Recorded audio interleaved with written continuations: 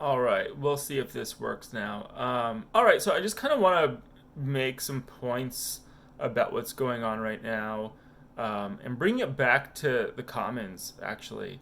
Um, so I think it's really important to understand what anthropogenic global warming means. It means that while the climate crisis is real, uh, that is a condition, not the cause. The cause is actually man. And so it really becomes an economic issue. So global warming is the result, not the cause, and the cause is global economics. So we actually have an economics crisis that leads to a climate crisis, not just a climate crisis, and that gets completely missed often. So the solution will never be to fix the climate because the climate isn't broken. The climate is working overtime to fix our problem. What's broken is the economy. And so that's a really important distinction, first off. And then, second off, we need to really analyze what is broken about our economy, right? So there are things that are not broken about our economy, and we have to analyze, is it just broken, which is it is not following its designed intentions, or is it wrong, which is the design right and we are doing what we want to accomplish, but what it is that we want to accomplish is wrong, right? And I think that's more the problem is that what we used to want to accomplish and what our system was designed for was extracting resources out of valuable natural locations around various locations in the globe to bring those natural resources to the market, right? That is what has designed our economic system. And so we're still executing that same stated goal, even though the people who are doing this are doing it 200 years later, 300 years later. So, um, in my opinion, that's exactly the problem, is that it's extractionary based, and all of our economics are based on taking value from nature and bringing it to the market. So that's taking trees and making them into logs and lumber. That's taking pigs and making them into pork. That's taking corn and making that into corn pops and corn chips. Whatever it is, you're taking a raw good and you are taking that from the natural place of value and you're bringing that to the market, right? It's really simple. It extracts value out of nature and brings it into culture, right? And so now when we're dealing with the global climate crisis based on human economics, we can't be surprised why this is the case when our entire economic system is designed to extract value out of nature, right? So, okay, now we have a path forward. It is not to fix the climate because the climate isn't broken. What's broken is human capitalism or the human economic system that we're currently in. So now we have a good goal to go towards. We need an economic system that doesn't only extract value out of nature, but can also spin in the opposite direction, right? So you can sort of think of extracting value from nature and bringing that value into culture as spinning in one direction, and then you can think of almost a weird sort of scenario where if you could somehow bring how could you bring as a member of culture and our right now our all of our value within culture is stored within these monetary systems, right? So how do you bring that value from culture and put it back into nature? And this is the fundamental issue that we're dealing with right now. This is the one issue. If there's one issue, it's this mechanical issue. It's math. It's just this.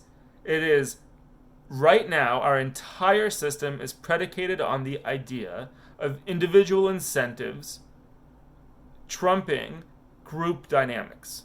So basically, what that means is that given any natural resource, any place where we get value from to bring that into culture, right?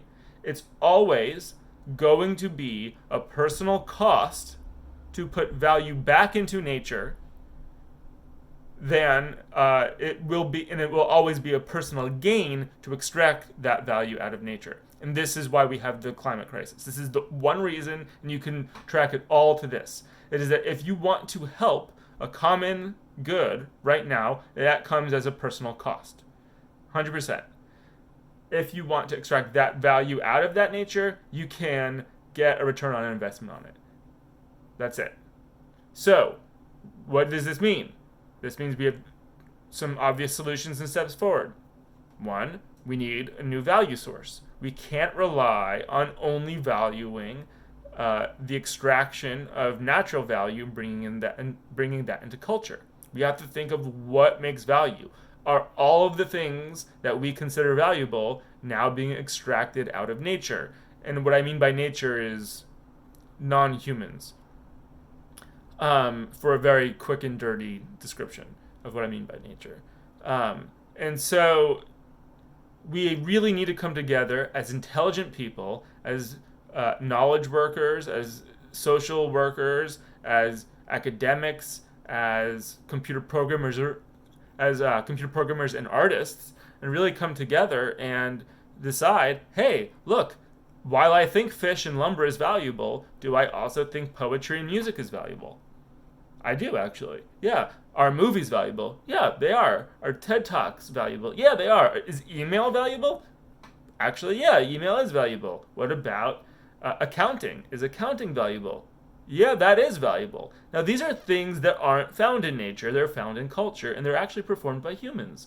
So what we can do, basically, as knowledge workers, people who aren't operating in natural resource extraction, is we basically have to come together, make the final union, which is the grand union, the final guild, leverage all of our resources against the natural resource extractors, and create a two-base economy where you have one, your national economies that govern resource extraction, natural resource extraction, and then you have a globalized knowledge-based economy that competes against them in order to put value back into nature and save our planet before it gets destroyed.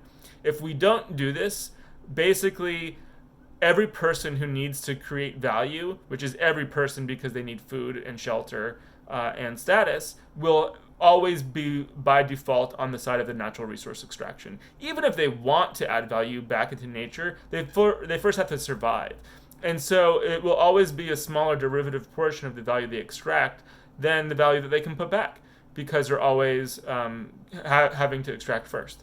So if we can create platforms of value that aren't based on extraction, but are based purely on combination of symbolic form and previous knowledge, then we can actually give people a potential to create value that isn't first predicated on natural resource extraction. And that's what we have to do, and that's exactly what we're proposing. So I just wanted to create a quick little video on, and I know that this is going on 10 minutes now, but the anthropogenic